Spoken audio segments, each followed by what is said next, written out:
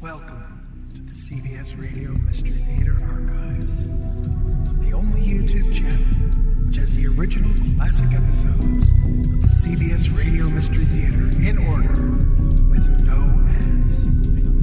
Thank you for listening, and now, enjoy the show.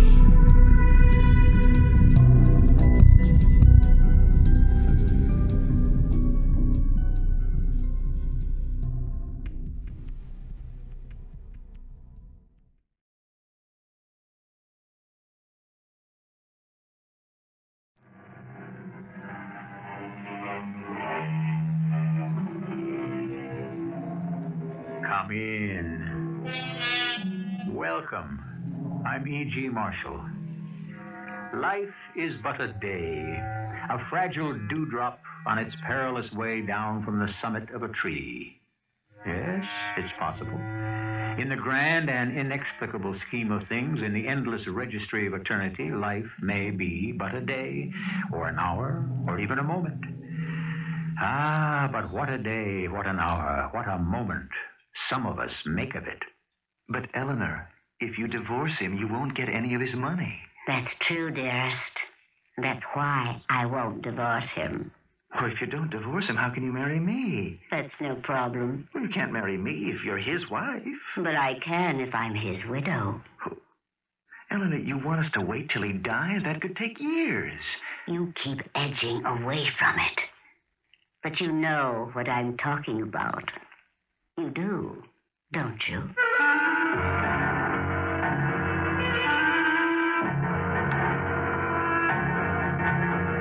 Our mystery drama, Let George Do It, Was written especially for the Mystery Theater by Sam Dan and stars Russell Horton.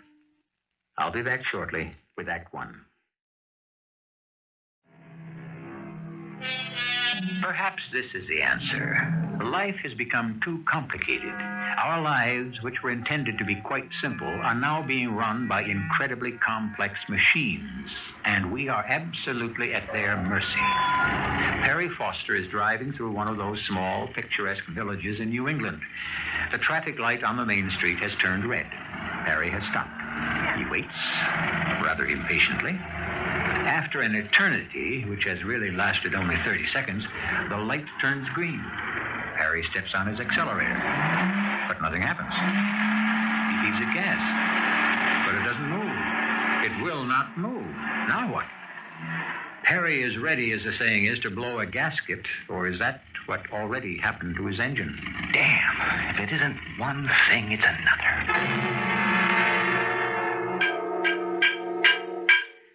Ease up on that pipe, Damon. She ain't about to go where she really don't want to go. Are you the mechanic here? My car won't move. What'd you say? I said well, hold on. There ain't no point saying it again. I won't hear you this time neither. Damon, let's have a mite quiet around here for a bit. I said my car won't go. If you look out your door, you can see. It's just down the street.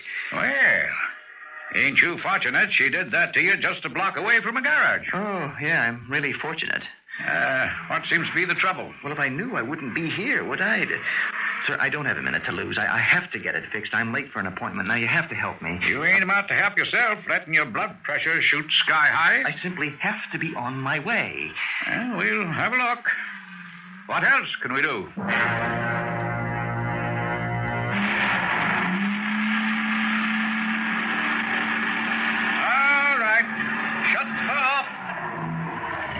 I see the culprit. Is it a big problem? Nope. Will it take long to fix? Nope. Expensive? Nope. Oh, well, that's a relief. What is it? You see? She broke on you. What broke on me? Your accelerator cable clip. Oh. Just a little metal thingamajig ain't hardly the size of a dime. But you can fix it. She attaches here to your carburetor. That's life, ain't it? Just what's funny? Well, big, expensive car you got there. And yet this here small, tiny little thing can't cost no more than 15, 20 cents. Without her, the whole shooting match is dead. Well, then you can get me out of here right away. Oh, sure. That's great. That is, Yes, that is what? That there's a problem? Well, no, I didn't say there was necessarily going to be a problem. But there could be, right? What is it? You see, in this here particular situation, why don't we just take the advice of the Bard of Avon? Who? Old Will Shakespeare. What can Shakespeare have to do with a broken... Remember? He said, neither a lender nor a borrower be. Just what are you talking about? Worry. Just plain worry. I ain't going to lend it to you, and don't you try to borrow it from me. So let us just wait and see what happens.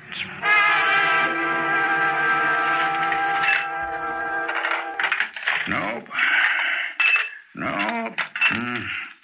Ain't in here. What does that mean? Well, I guess it means I don't have none. Well, how could you not have a... You'd be surprised. It's just something you so seldom get a call for, you just fail to order 'em. But what am I going to do?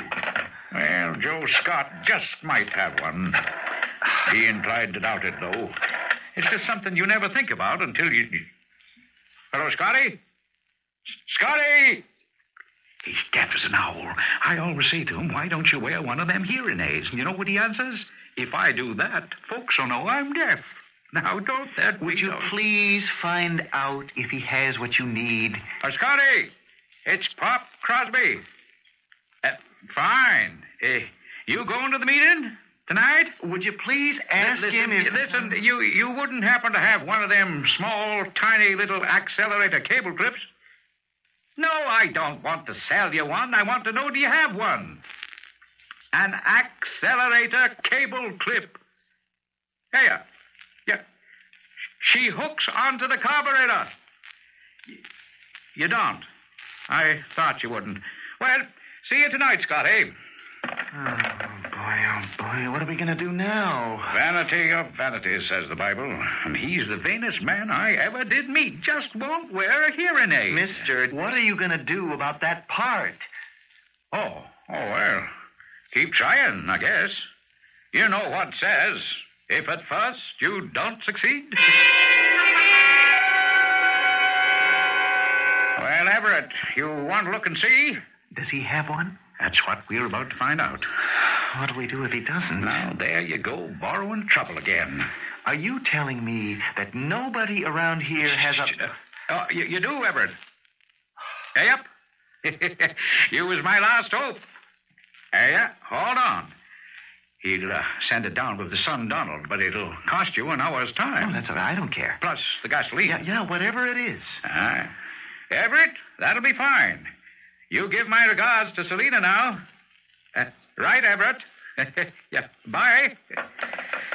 Hey, that Everett, he believes in being prepared. Mm-hmm. In other words, Donald, or whatever his name is, has to take an hour to get here. Oh, no, you're paying for the round trip. Oh, that's even better. That means we can expect him in 30 minutes. No, he ain't going to be here till after dinner. Dinner? But it's not even 12 o'clock. Well, that's when most folks around here eat dinner. Well, when? When will he be here? By the time he's through eating and has nap. What? He'll surely be here before supper. Look, mister, I have an appointment. Well, there ain't much you can do about it, is there? Oh. Now, we got a nice little town here. Fine stores and all. Why don't you go to Eleanor's dress shop? Well, actually, it's more like one of them boutiques. The summer people say it's as good as anything in New York or Boston. Even Paris. You mean I'll have to kill the better part of an afternoon in this place? Oh, you should go to Eleanor's and buy a little gift. It'll help sort of ease that trouble you're having with your wife. Hey, where do you get off saying I got trouble with my wife? Well, to a certain extent, it's true, ain't it? You show me a man that travels, and I'll show you a man that's more or less in Dutch with his better half. Is there any chance we can get him here sooner? He's gonna get here when he gets here, not one split second sooner or later.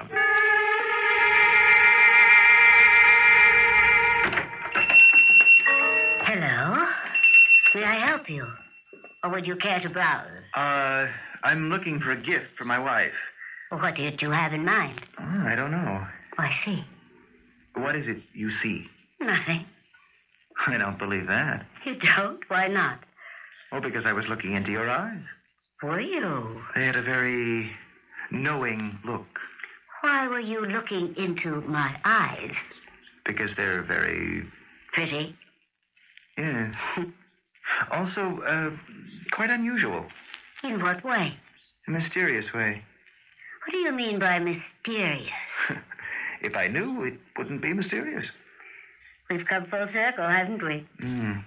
Let's get back to that knowing look. You said you saw something. What was it? I'm not sure I should tell you. Why not? One should never engage in a serious discussion with a stranger. Well, how about a friend? Only if the friend is of a forgiving nature. Let's become friends. My name is Perry Foster. Your name is Eleanor Rawlings. It says so on the window. Perry and Eleanor. We don't move that rapidly up here in New England. Oh, then I shall adjust my pace to yours. What are you doing in this place, Mr. Foster? How about Perry? Up here, we don't usually get around to first names till after the first year. Can you actually be the descendants of the folks who invented bunting? Now, that's rather a long story.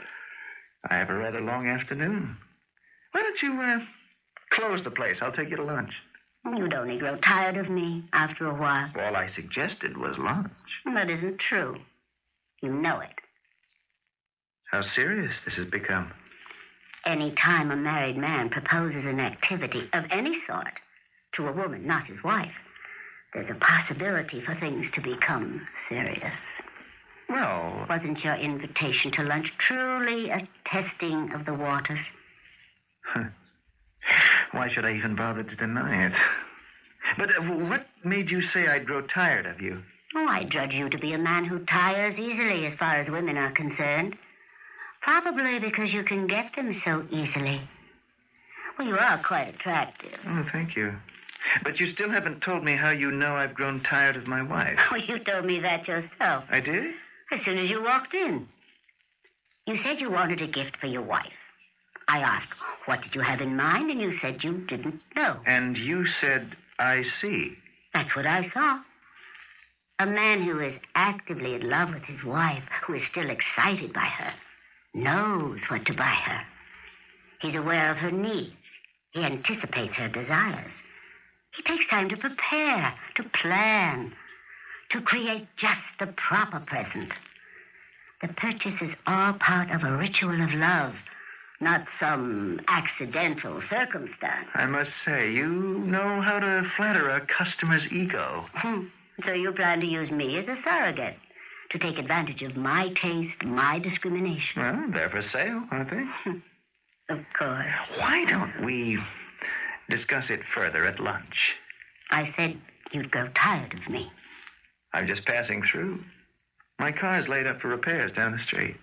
You're telling me that once your car is fixed, you'll drive away from here forever. You do have a way of putting things, but of course that's what it amounts to. Well, then, of course, there's my reputation to consider. Look, all we're doing is having lunch. If it ended with lunch, my reputation would still be intact. But you have other plans for me, don't you? You know, you can start with a tiny crumb and parlay it into a banquet. Perhaps I have other plans for you. Oh? What are your plans? Perhaps they more or less coincide with yours. You're a very strange woman. Of course. Don't I have mysterious eyes? Where's the best place to eat in this town? Why don't we lunch here? Here? Why not? Well, why not? Let me lock the door and put up the sign.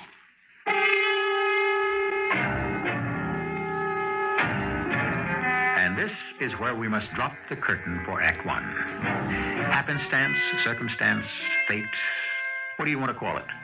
Here a man is driving through a sleepy little New England village, and out of the clear blue he blunders into an adventure. But what sort of adventure shall this turn out to be? This will become the affair of Act Two. Did I say affair? It may have been a Freudian slip. Most Most of the great writers of fiction will tell you where the action is, the true action. Not just the sound and the fury, but the real struggles within the heart and the mind and the soul. Look for them in the quiet places, in the peaceful retreats, where all is apparently still and serene, far from the madding throng. Well, hello there. Is my car ready to go? Oh, she's been done waiting a good hour or more. Here's your bill. All right.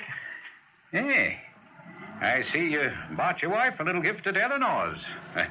Told you she runs a real fine shop. Here's my credit card. Hey, thank you. Perry Foster. All right. I don't know what you bought at Eleanor's, but it's better than anything you might pick up in New York or Boston. Let's see. You want to sign this right here? Mm-hmm. Hey, that should do it. Hey, fine-looking figure of a woman, that Eleanor. Pity she's married to old Sid Rawlings. Oh? She's married? Yeah. Oh, she didn't tell me. Now, why should she tell you? No particular reason. I mean, she doesn't look like a married woman. You know, Sid's old enough to be her father. Maybe her grandfather. Huh? Oh, why did she marry him? Oh, I just suppose. Money. Money? Why not? It's as good a reason for marrying as love. Maybe even better. Except, poor Eleanor, she never did get her money's worth. In what way? Oh, in every way. A year or two after the wedding, Sid lost practically every dollar. How? Oh, Sid was smart enough when he was young, but when he grew old, he became a fool. It happens. He wanted a young girl, which started him off. Then he took to playing the stock market, which finished him. Here's your card back. Drop in. See you again.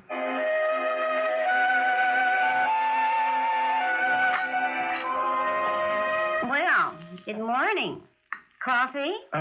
Yes, dear. What time did you get in last night? Oh, after midnight. Where were you? Oh, I had to call on the Acme Company. Jerry McKee phoned in the afternoon. He wondered what had become of you. Yeah, that must have been before I called him. I broke down in this little town, had to wait to get the car fixed. Okay. What does that mean? It means okay. Here. This is for you. For me? Now, what do you suppose it is? Well, you could open it and find out. Well, I suppose I could. Well? Oh. It's beautiful. I thought you'd like it. Well, what's the occasion? It isn't Christmas or my birthday or our anniversary. Well, it isn't any occasion. I just saw something nice, that's all. Mm-hmm. I know what you're thinking. If you want to make up for something, at least pick it out yourself. Now what? A thing like this is beyond you, Perry. You simply have no concept of style and color. She was a very capable salesgirl, wasn't she? Oh, Jenny. You said to her, pick out something expensive you think my wife would like, right? Oh, boy. If you want to buy me a blouse, let it be ill-fitting and ugly. At least it would express your own taste. Jenny, all I want to know is just one thing. How do I win? You're not supposed to win. You're not supposed to lose. You just don't play games. That's all.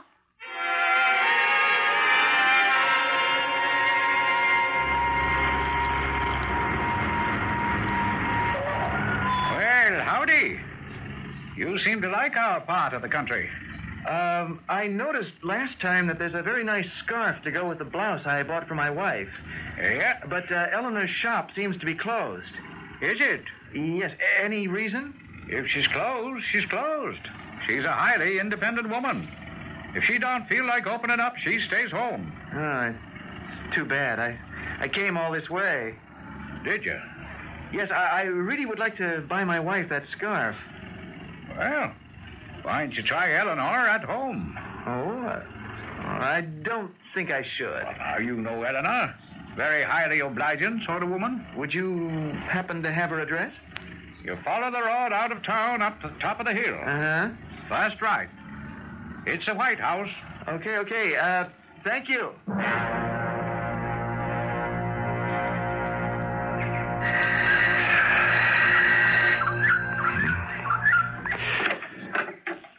Yes? Oh, are you Mr. Rawlings? Oh, yes. I'm Sid Rawlings. I hate to bother you and Mrs. Rawlings. Yes? What about? I'm a customer of Mrs. Rawlings, and I was driving through town. I don't know when I'll be this way again. I'd hoped to pick up a scarf, and the store is closed. Oh, yeah. I was wondering perhaps if Mrs. Rawlings might be able to help me out. Well, she would if she was home. Oh. She's off on a buying trip. That's too bad. No. That's where she went last time. Anyhow, she just isn't here. Should I tell her you stopped by, Mr. It's not important. It really isn't important at all. Well, sorry I can't help out. No, it's all right. It's just fine. Perry, Yes? I'd like to talk to you. You've got the floor. Do you suppose you could put down the paper? What is it? I'm sorry about the blouse. I had no right to put you down for it the way I did. No, it's all right. No, it isn't. It's just that I have this crazy idea What crazy idea? that you're being unfaithful to me. Oh, maybe it's just because we seem to quarrel so much lately. No, Jenny. I feel that you're either having an affair Or what? or toying with the idea of having one. Perry, just remember, we love each other. We have 15 years together. We have the children, this home. Are you tired of it? Perry, what's the matter? Nothing's the matter. I know it's a grind. I know you work hard. Why, you come up with things out of a clear blue sky. Well, I read a great deal. The kids are away at school. You're always traveling. Honey, my job requires me to travel. I'm just stating the facts. So I have time on my hands. Most men, I read, lead lives of quiet desperation. Are you doing that, Perry? No, I am not doing that. I'll get it. Why don't you let it ring? What? Is there a law that says you have to answer a phone just because it's ringing? It might be important. Could it be more important than what we're doing right now? What are we doing right now that's so important? Oh, I'm sorry. Let it go. Jenny, I understand. It's I've been trained. It's the way we are. When a phone rings... Like Pavlov's dog. Just let me get rid of this, huh? Hello. Hello? Yes. Heard you drop by to see me today. Yes, I did. Sorry I wasn't in town. I will be tomorrow. I'd love to see you. Yes, I'll try to get up around that way. Will you try very hard? As a matter of fact, I think it could be arranged. It might be fun. Yes, I'll bring those catalogs. Goodbye, darling. Yes, good night. That was a customer. Was it? Well, who else would it be? Oh, Perry. I'd better turn in. I have to make a long trip tomorrow.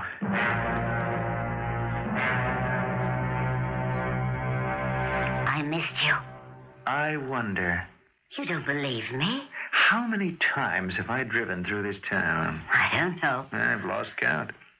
It's on my way to Canada. It's the shortcut out to the thruway. And I've driven up this main street. I've always stopped for the light. Your shop is on the corner. Did you ever see me? Did I? Possibly. I might have looked into the window while I was waiting for the light to change. I might have seen you without even knowing it. And I may have seen you, too. So, how long have we been aware of each other? And then, a little piece of metal, not much bigger than a dime, which costs less than a quarter, breaks, cracks, snaps, who knows, and so we meet. See? It was destined. I love you, Eleanor. Do you? Yes. Are you sure you're not just bored with your wife? It doesn't matter. It does to me. I love you, Helena. You also loved your wife. Oh, not the way I love you. How do you know? You fell in love with her, 15 years ago? You may have forgotten what it was like. It doesn't matter. That's a favorite expression of yours. But it does matter. You're tired of her. You'll grow tired of me. Eleanor, I want to marry you. You'll divorce her and marry me? Yes. And then what will you do for a living? What I'm doing now. Which means I will have to sit at home and wait for you, just as she does. But selling is the only thing I know how to do. Why bother? You'll neglect me. I'll start to nag you. And one day you'll drive through another town, see another lady. Oh, come on, that won't happen. It's happened already. Eleanor, when you came along, it was... No. I didn't just come along. You were looking for me, and I was looking for you. But this time it has to be different. It will be. Only if we make sure of it. We will, I promise you. Not if you have to work for a living. But I have to. No, you don't. Well, how else could I support us? You don't have any money. I married a rich man. Well, if you divorce him, you won't get any money from him. That's right. Besides, I understand he lost his money anyhow. Yes, he did. He lost everything. All he has left is one life insurance policy. Well, what good is that? It's for $250,000. $250,000? Mm-hmm. And I am the beneficiary. But you won't be if you divorce him. Who says I'm going to divorce him? Well, how can you marry me if you don't? I can marry you without any problem at all. If I become a widow. You mean we'll have to wait for him to die? You keep edging away from it, don't you, Perry? But I don't understand. You do. You just don't want to admit it. You can't accept it at this point. But you know what I'm talking about, don't you?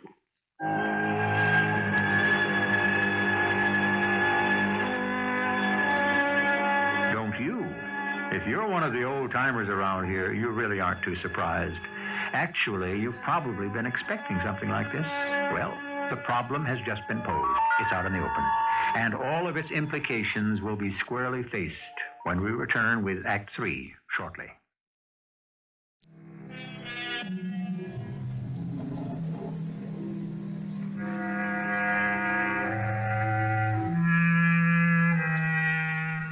Mr. Matthew Arnold claimed that with women, it's the heart that argues, not the mind. I must respectfully disagree. Differences of opinion that originate in the mind can speedily be resolved amicably. But the conflicts that are of the heart must continue until one party or the other has conquered completely. And men are no strangers to this type of dispute. What are you saying, Eleanor? I'm saying that I must become a widow. But let's use the most elementary reasoning, Perry. I cannot become a widow as long as Sid is alive. Since he will not oblige us by dying in the near future, we have to arrange this thing for ourselves. you're talking about murder. Can you suggest another alternative? But, Eleanor, murder? Did you ever kill anyone? No. Are you sure? Oh, when I was in the war, you never really saw the enemy. You just fired in the woods or across the field. But you could have killed someone.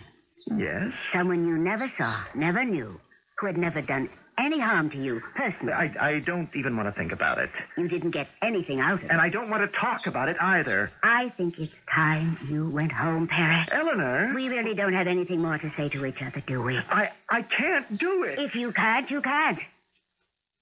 Goodbye, Perry. Would you like some lunch? I'm not hungry. Perry? Look, I said I wasn't hungry. All right. I know what you're not. I only wish I knew what you are. Oh,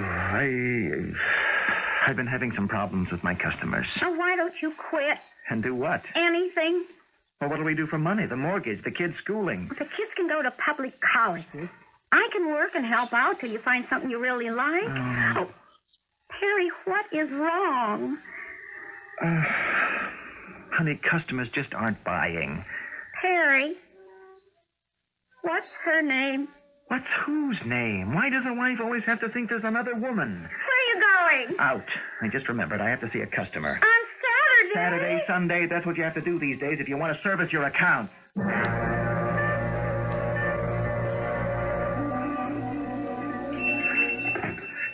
Eleanor? Yes?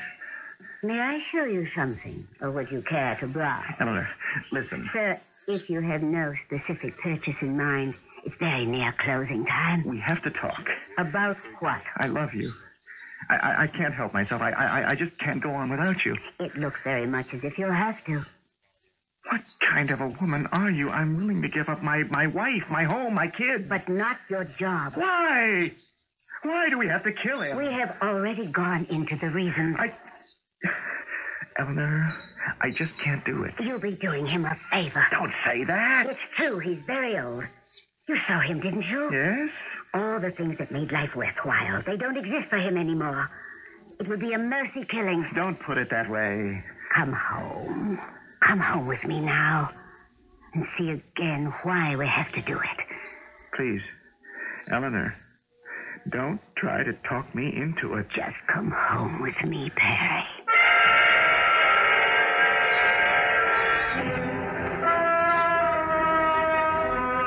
Sid, this is a customer, Mr. Perry Foster. I believe we've met, Mr. Rawlings. Oh, we have? I don't seem to remember. Mr. Foster is a collector of old silver, and I thought I'd show him that tea service of yours. Oh, tea, yes. I would like a cup of tea. Would you join me, Mr. Foster? I'll be right back, Sid. Why don't you and Mr. Foster have a nice chat? Oh, yes. Hey, wait. I know you. George, what's the matter with me, George? Sometimes I forget, George. It's not that I'm getting old, although that doesn't help. I just forget. And you are, George. George? Yes. It's been a long time, hasn't it? Yes. I hope you don't bear me any malice. Malice? She chose me, George. The better man won. And now you're back. Does this mean we can all be friends again? I'd like that, wouldn't you? Yes, certainly. Well, where did you go, George, when you left town? Oh, here and there. And some folks said Europe. And then there was news you'd been to India. Oh, you sure moved around. I guess I did. Well, we've been happy, Eleanor and I. Very, very happy. It could never have worked out with you, George. I'm what she really needed. A fellow that's serious and down to earth. Believe me. He will be ready in just a few minutes. Are you all right, darling? I think it's time for my nap. Of course. Well, been nice seeing you again, George. Drop around anytime. Oh, goodbye. Let me help you upstairs. No, dear, I don't need any help. Of course you do. Excuse me for just a moment.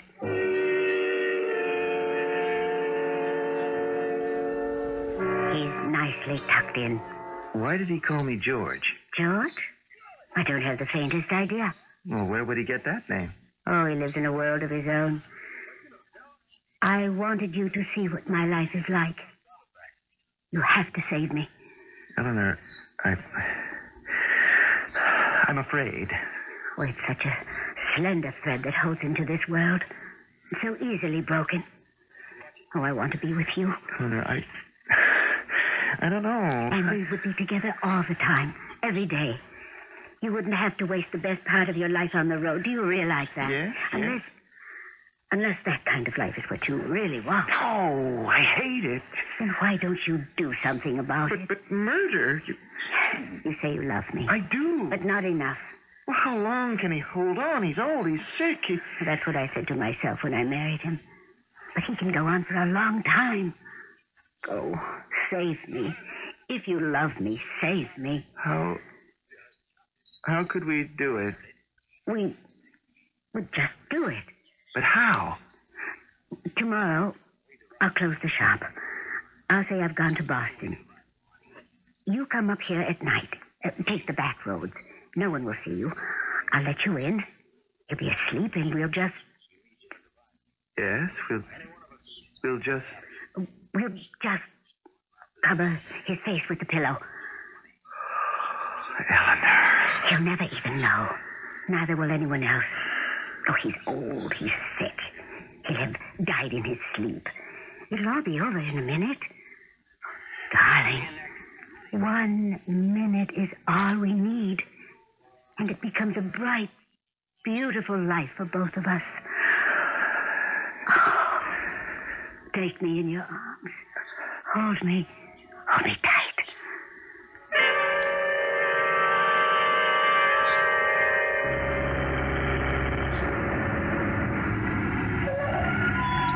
Well, hello there, Mr. Foster. Fill her up. Please. You headed back home? Yes, I guess. You traveling fellas, you sure keep late hours, don't you? Yeah, I guess we do. How'd you square it with your wives? Now, me, I'm 15 minutes late coming home to dinner, and I got to face that old Spanish Inquisition. But I suppose some can handle it better than others. Yes. But I think I know your secret. What secret? Well, I guess you square yourself by bringing her a gift every time, huh? Yes, it helps. I figured it out. Yeah, that's pretty smart. Eleanor's been helping you. What do you mean? Well, she's got the selection. That's why you keep dropping in there, right? Oh, you must be spending a fortune. But I guess it's worth it. Kill 'em with kindness, right? What do you mean by kill? Well, figure of speech. Hey, you're kind of edgy this evening, Mr. Foster. Yeah, it's been a long day. Well, now, if you want to keep your wife happy, you'd better start looking for a new place to buy her presents. A new place? Why? Eleanor's going to be leaving town. Is she? Now, this is just between you and me, but it's how I figure it. You see, George Sturgis is back. George Sturgis? Oh, she's been in love with George ever since they was both in high school. George Sturgis. George. Yes, they were going to get married as soon as George got out of college. And then he had to go into the army. Meanwhile, old Sid Rollins asked her, and she just said, yes. George took it hard. He left for a while, but now he's back. Oh. Yep. And it seems they are back where they left off. Only more so, if you follow me. You want me to check your oil? Mr. Foster? No. It won't be necessary. I don't think Eleanor and George can wait around till old Sid checks out. I seen them together in the coffee shop. As the saying goes, they got it bad, you know? Yes, I know. So, you're going to need a new gift shop if you want to stay in your wife's good graces. Just thought I'd pass the word along. Thank you. Thank you very much.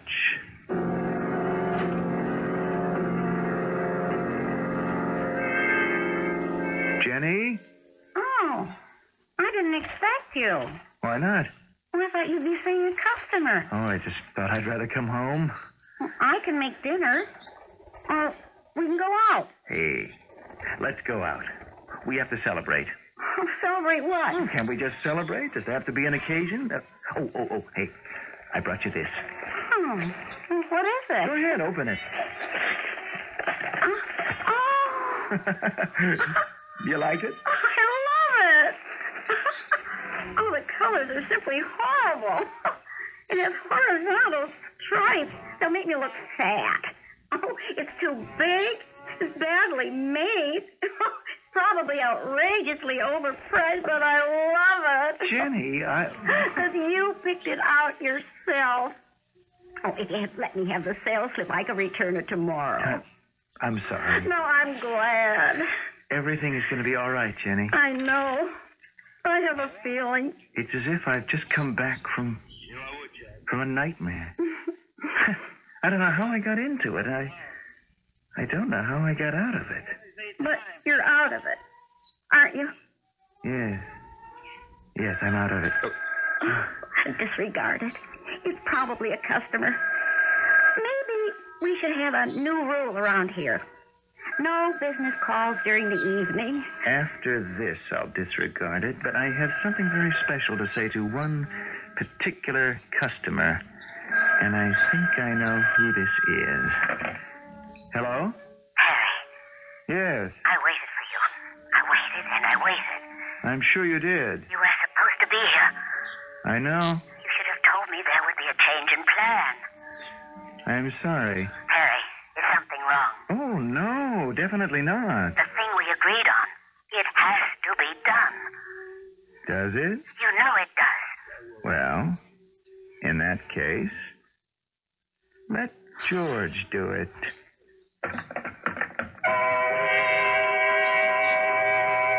Which sums it up, states it neatly, and ties a ribbon around the package. Let George do it. Wouldn't it be wonderful if each of us had his or her own private George to help over the rough spots? That's what a George is basically intended to do, because the name George comes from the Greek. And what does it mean? Why, a slave, a servant, a serf. I shall return shortly. If you analyze our story, you will see that it all turned on two rather trivial-seeming events. The first, which triggered the action and set a married man off on what could have been a fruitless love affair and murder, was the failure of a cheap and tiny, almost insignificant engine part. The second, which alerted him to get out of there fast, was a casual conversation because he had stopped for gas. But that's life, isn't it? Our cast included Russell Horton, Evie Juster, and Ian Martin. The entire production was under the direction of Hyman Brown. I hope you enjoyed this episode of CBS Radio Mystery Theater.